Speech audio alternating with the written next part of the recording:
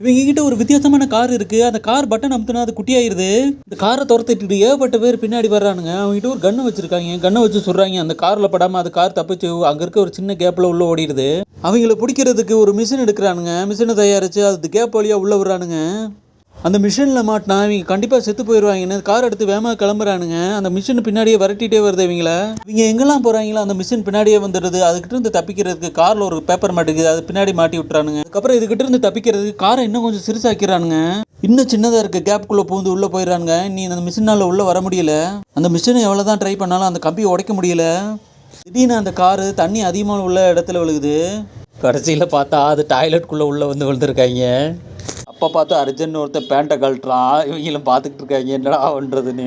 இவங்களுக்கு வேறு வழியே இல்லை அப்படின்னு நினச்சி அந்த கார் உள்ள பட்டன் ஒன்று அமைத்தி விட்றாங்க. இந்த காரும் பெருசாகிடுது. இந்த தடின்னு உட்காந்துட்டு என்ன நடக்குதுன்னு தெரியாமல் உட்காந்துக்கிட்டு இருக்கான். அப்போ அந்த காரோடு சேர்த்து அவனையும் தூக்கி குப்பை தட்டியில் தூக்கி போட்டு விட்றாங்க.